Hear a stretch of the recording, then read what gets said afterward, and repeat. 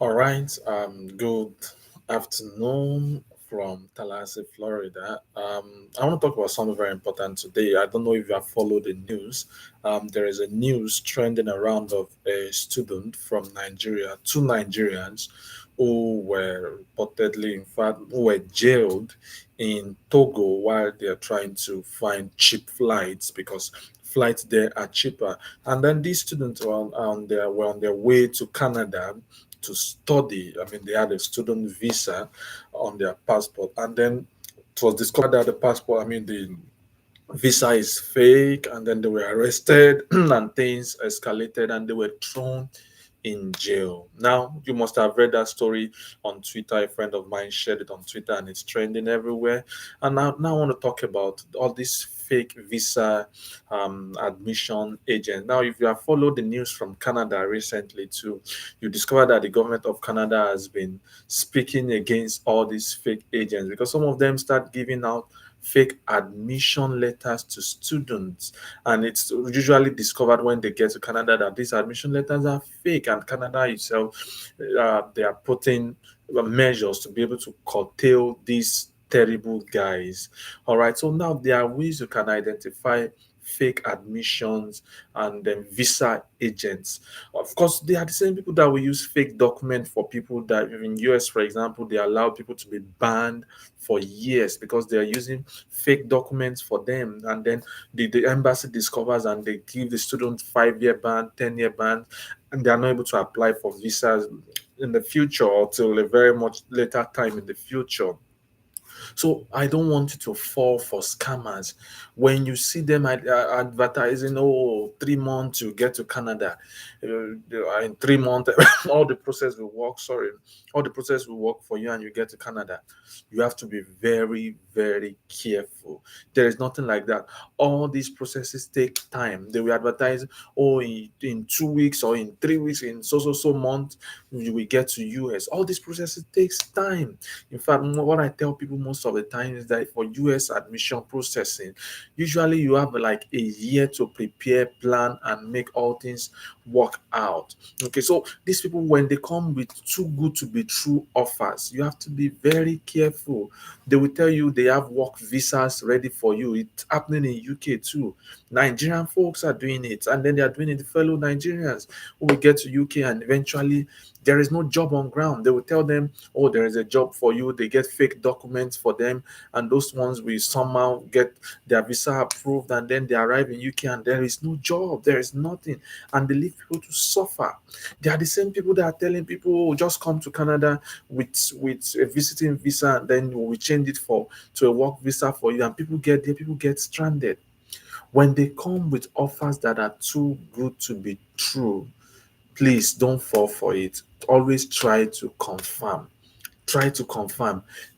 Some of those fake guys, the way they work, they will not give you any information about how the thing was. They will not give you login information to your account. Let's say US, if you are applying for US, for example, they won't give you login information to the schools you're applying to. They won't give you login information to your DS-160 form or to your visa interview page. They won't give you those login information, and they are trying to control everything. You have to be careful. Don't lose your money and then get penalized again. Okay, of course they will charge exorbitant prices, and then you will think, oh, maybe it's genuine, this and that. Check if they are licensed. They will tell you they are residing in Canada, they are residing in US, they are residing in UK. Check if they are licensed before you give your money to them. Check if they are licensed. Now, Canada, for example, they have licensed agents that are those who actually train for these things. They have those who actually train for these things. Don't let one random SOJ take your money from you and land you in trouble. Now, these two students are still in the prison in Togo, for example. They are still in prison, they are still languishing there. Okay, even though it's an issue that could have been resolved a different way, but they are in prison. An agent got them that way. Okay, because they were trying through an agent. So check all those things they are telling you yourself. Check, get your login information, confirm the you can log in into the school website and you can see your details there. confirm. You can log in into the Canada, for example, too. You have the login information for the visa page and the likes. You see your application, completed application. If there are other applications, you see all those things there. Get your login details, check it yourself. Don't just leave everything down to them. Check it yourself and confirm that everything they are saying is true. Now, if they are reluctant and they don't want to give you, then you should know that there's a problem. Ordinarily, that means there's a problem, there's fire on the mountain. Okay, so you have to confirm all these things yourself. You have to confirm all these things yourself. They will get money from you. Check if these guys are actually real. In fact, and some of these things, many of these things, you can do it yourself. You can do it yourself. There are things you can do yourself. I was talking about this in a Twitter space I hosted recently about DIY. There are things you can do yourself. Don't let people just take your money anyhow and land you into trouble. In addition to it, for example, one of the things that these guys do is create fake bank statements and the like, and then sometimes the embassies discover that these things are fake, or when they suspect it's fake, they will put you on administrative processing. That's US, for example. They'll put you on administrative processing and they will go and confirm if the bank statement is real or not. And once they confirm it's fake, you are out. You're on ban. So these guys, they don't see anything wrong with it. They just use it for you. They use the same statement of purpose for people. They plagiarism happening all over the place. Someone's admission was withdrawn because they found out that the statement of purpose that he used to gain admission was plagiarized. Same problems of all these guys. So please, you should not fall a victim. This is New Year, no grief for anyone. Things you can do yourself, do it yourself. Things, if it's very expedient that you have to pay for it, yeah, pay for it. Get licensed agent. Australia, for example, some of those applications, some of those things they do, they use licensed agent. They expect the people to use agents. Okay, so use licensed agent. Be sure that they are licensed. Ask them, are you licensed to carry out this thing? Now, if the person tells you he or she is not licensed, then you should know that this is a gambling thing. Just make sure you have access to everything you are doing. You can change anything yourself, and to be sure that whatever is issued to you is not fake. Imagine fake visa, fake Canadian visa. That's terrible. That's terrible. And they just landed those people in trouble. And I've seen those who have gotten banned too because fake documents were submitted. So you don't want to fall into this trouble. You don't want to fall into this trouble. Once you see them advertising, get to Canada in 3 months, be careful, be wary. Okay, it's not just done like that. It's a process. You wait. Many of these processes, they require you waiting. Once they say, "Oh, get to US in 4 months," scam. You smell scam from afar. Okay, they are just trying to scam. Those guys are not different from Yahoo boys and girls. So you don't want to waste your money and then just give it to them, and then at the same time they will land you, put you in trouble. They will make your name to be blacklisted. You don't want that for yourself. It's not good at all. Now, these two students, these two Nigerians, were just hoping, we are trusting God that they will get the necessary help, maybe from the Nigerian government or wherever, and they'll be able to regain their freedom from Togo, because it's a very terrible situation. Someone who thinks he or she is traveling to Canada and then got arrested just like that. It's a very terrible thing, but you don't want to fall victim of these guys. So please watch out there. Be careful of SOJ.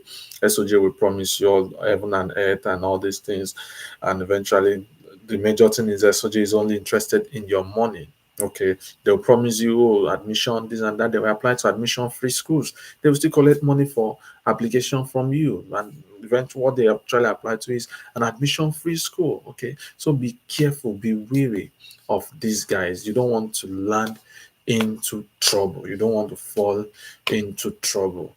God be with you, and I pray that you don't fall into their hands. But again, my advice is, there are things that you can do yourself.